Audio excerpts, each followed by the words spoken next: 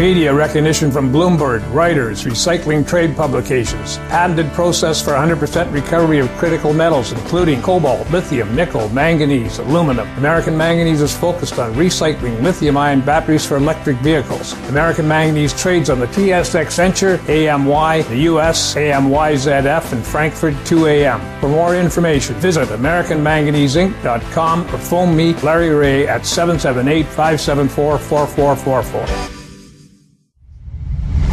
You're listening to HowStreet.com radio, available online at TalkDigitalNetwork.com. Welcome to HowStreet.com radio, the online source for market opinions. Here is Jim Goddard.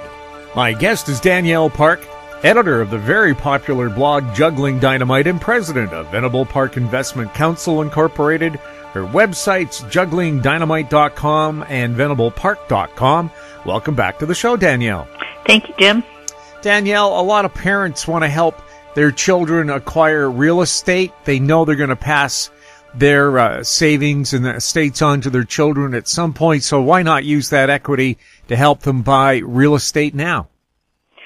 Yeah, I'm getting a lot of mail on this very issue. I think that there's a few things people should be aware about it, though. Although it is a nice idea to, quote, help your children or grandchildren into the property market, I think some people are doing it in a way that may end up being harmful more than helping. The reason for that, I say that is, I mean, the stats are obvious that we've had this huge, increase in the price of Canadian housing, as you know, over the past year in particular.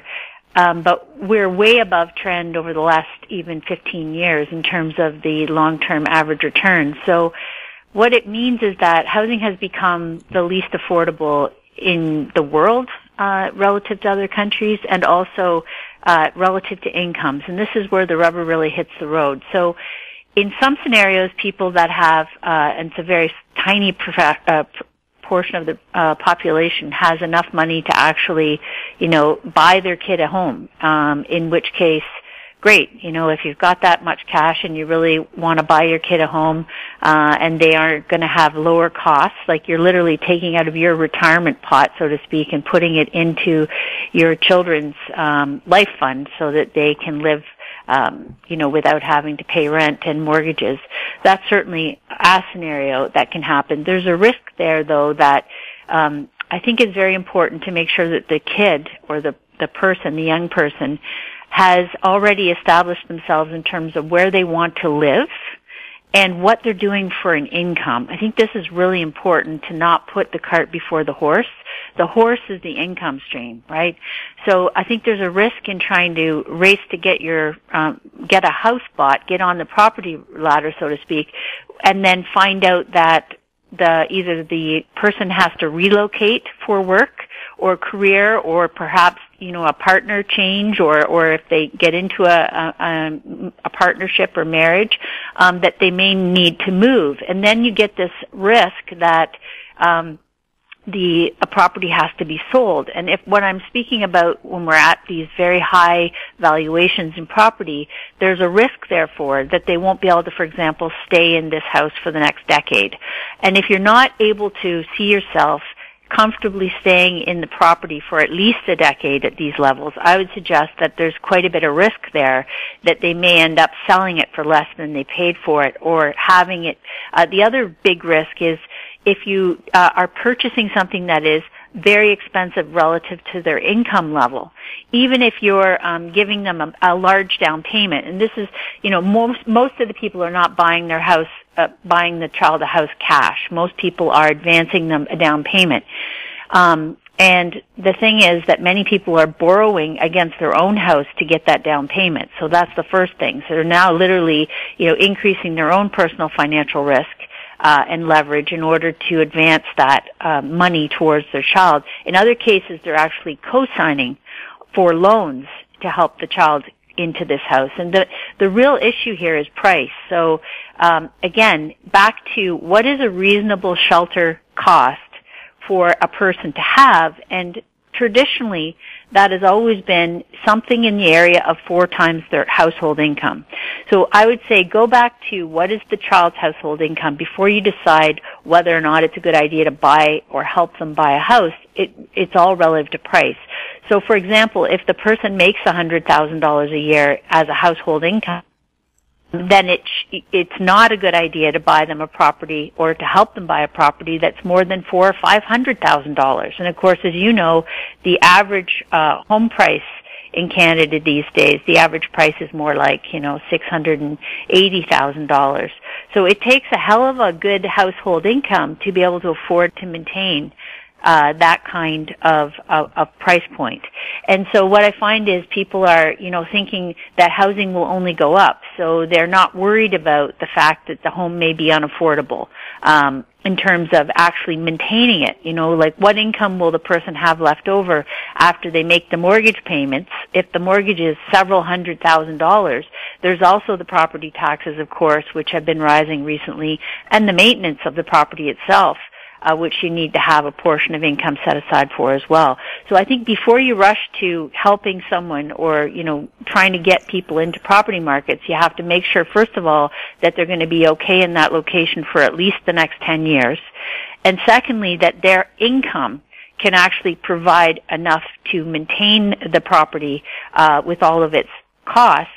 And in some cases, that'll mean they need to factor in having roommates, for example, rather than just the individual or the one couple being in the property. Maybe it needs to have a rental suite. But those things really matter, because if people are thinking that they're rushing to get in and they're not turning their minds to the reality that prices could be flat and potentially negative over the next few years, when that's not even in the realm of discussion, then they're really putting themselves at risk. And if they're borrowing a lot to do that, if they're personally borrowing or they're co-signing, it could end up being something that they really regret. So with the best of intentions, they could end up actually, creating financial strife and stress. And I say, if the payments are something where the person can't see being debt-free and out of, and able to save for other things, within a couple of decades, then I think you're really locking them into a debt servitude that may indeed be not a happy place.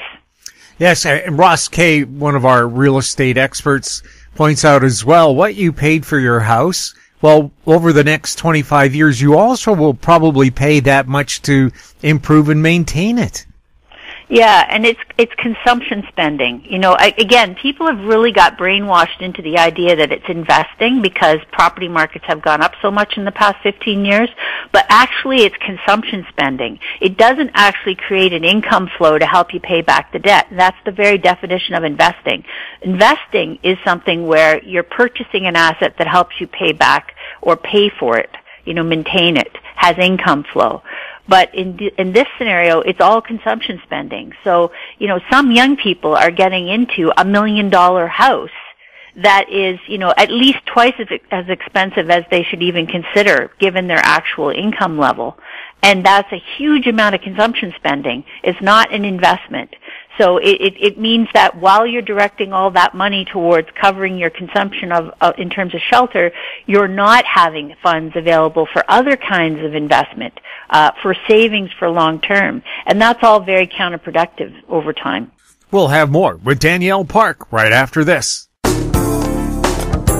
Don't miss out. Stay informed. Receive the HowStreet.com weekly recap with thought-provoking podcasts, radio, and articles delivered to your inbox. Sign up for the HowStreet.com weekly recap on our homepage at HowStreet.com. Welcome back. We're speaking with Danielle Park. Danielle, how confident are consumers right now? Well, we've seen a big rollover in the last sort of 6 months. And a lot of different surveys have come out to show that consumer confidence has been plunging as prices have risen so dramatically. So, we know that we had this big binge of consumption that came out of the pandemic with the government support and payments and deferrals, which are still ongoing, by the way, in terms of student loan payments, in terms of, rent for stopping people from being evicted, all that sort of thing. So those deferral programs all helped people have excess capital. In many cases, they weren't spending to commute to work and that sort of thing. So they had funds, which they then directed, as we've discussed many times, into hard asset purchases. So things like not just upgrading their living arrangements, but also new vehicles and, hard assets for the home, like appliances and furniture and all that sort of thing.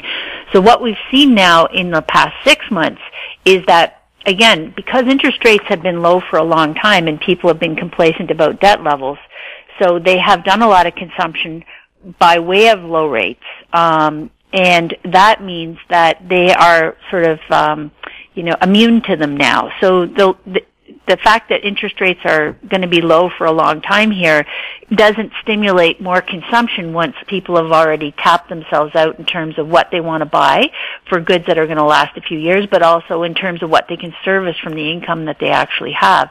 And so in the last while, we've seen this plunge in buying conditions, it's called. So this is appetite or availability of cash flow to service more goods spending. So this is the big ticket items like vehicles and houses and durable goods, the things that last more than 3 years. And so as those things have plummeted, people are reporting that it's prices, it's sticker shock that's really turning them off, right? That it's just so unaffordable that they kind of give up on the idea. And so what happens then is we've got, a falling pool of willing buyers, and that ultimately tends to decrease prices again over time, which brings things back into equilibrium in terms of, there's a price point where it'll become feasible again for people to purchase things, and or enough time will have passed that they, do need to replace something that they'd purchased several years before. But right now, we've got this big dramatic fall in terms of consumption interest, in terms of, people's plans to buy things like those big ticket items. It's translating into a disappointment in terms of the economic surprise indexes for major economies have gone negative in the past couple of months, and we're seeing that reflected in things like commodity prices, which, as you know, were on a tear early into the early part of the year and have been plunging since sort of February, where you've got things like lumber down 70%, iron ore down 30%, steel rebar 16%, copper 16%, the price of oil is down 25%, silver 20%. So these are major constituent elements of a lot of these hard assets like housing and like other vehicles and things that people have been buying. And so they're reflecting that there's they're coinciding with the decline in, for example, the transportation index, which has also come off about 9% since May. So the Russell 2000, which is the small cap U.S. companies, is off about 9% since March. And all at the same time, you have the dollar index. The U.S. dollar index has risen today through 93.49, which is the first time it's been there since November of 20, when things were still, in pandemic strife, and the dollar had been much higher and was coming down, but still relatively high against the world's currencies. In intervening months,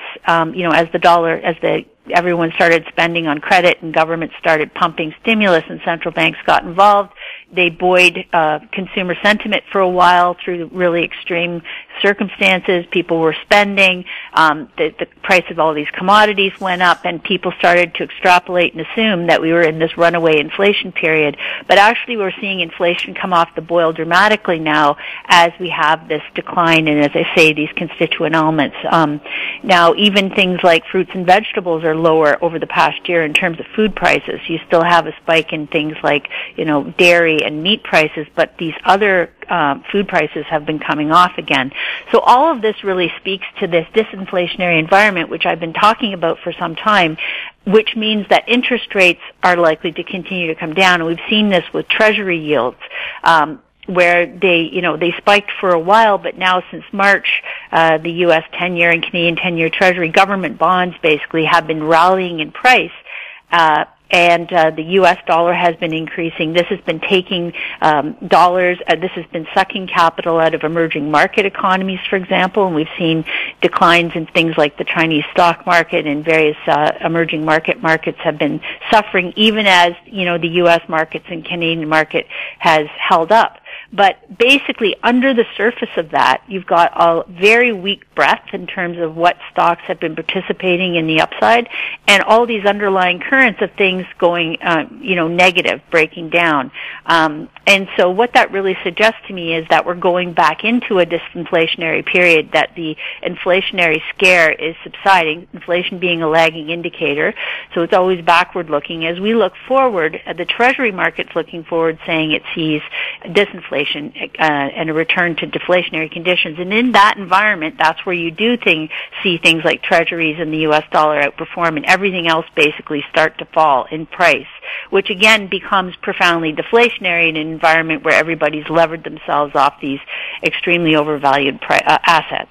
So, I got a kick out of it this week when the talk is now about, expecting the Fed, the U.S. Fed in particular, to start tapering its asset prices, right? This $120 billion of bond purchases it's been making off banks for the last year. And, people are pointing to that as a reason that the stock market this week has really started to fall in following these other indicators that I've already spoken about.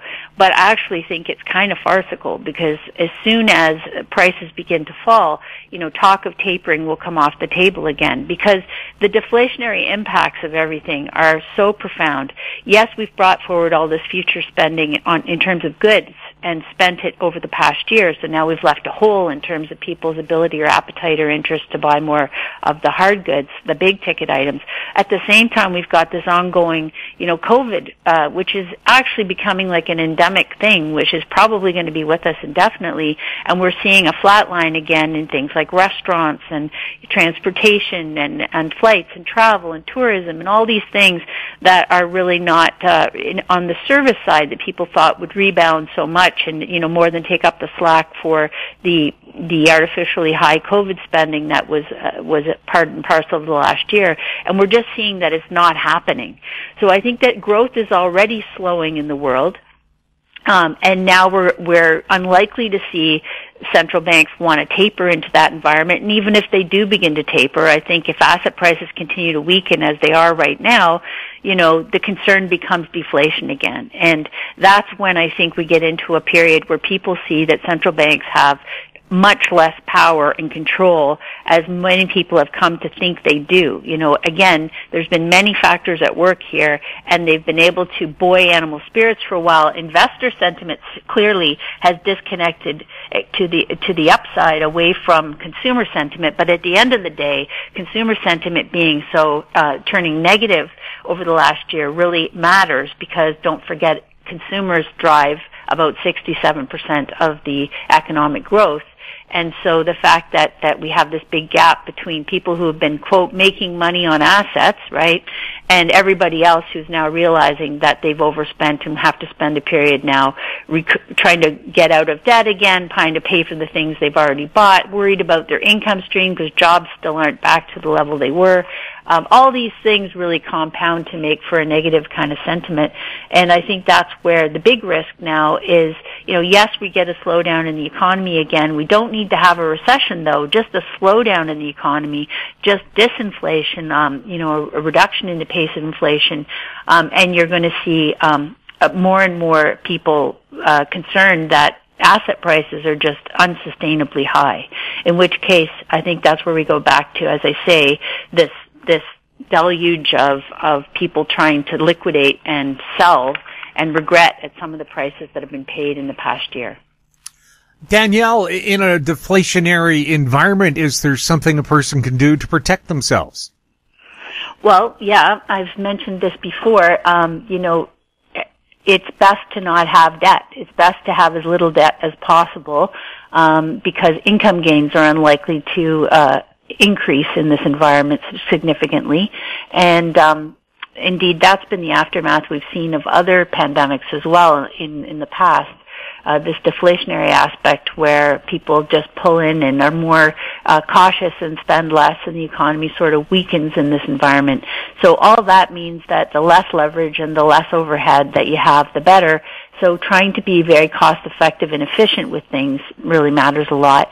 And also to really be very careful with your exposure to these inflated asset prices, because as I say, if you've got a house that you live in, if you have a rental property, the income should pay for the property, the upkeep, the mortgage, everything about it. If it doesn't, if you've got negative flow in terms of a property, then it's not an investment, it's a speculation. And the same thing goes with if you've got a lot of your life savings in the stock market and your rationale is, well, it's been rising because central banks are in control. I would suggest to you that that's actually a faulty premise, that isn't the truth. They're not in control, and they won't be able to stop this thing from rolling over. So you have to be very careful that you aren't too exposed to those really risky assets with money that you can't afford to lose. Danielle, always a pleasure chatting with you. Thanks, Jim. My guest has been Danielle Park, editor of the popular blog Juggling Dynamite and president of Venable Park Investment Council Incorporated. Check out her websites, jugglingdynamite.com and venablepark.com. If you have any questions for Danielle or any of our other guests, we'll ask them for you if you send them to info@housestreet.com. Our YouTube channel is Talk Digital Network. Find us on Twitter @Housestreet. We're also on Facebook. I'm Jim Goddard. Thank you for listening. Comments made on Housestreet.com radio are an expression of opinion only and should not be construed in any matter whatsoever as recommendations to buy or sell any financial instrument at any time. Available online at TalkDigitalNetwork.com. Housestreet.com radio is a production of House Street Media Incorporated.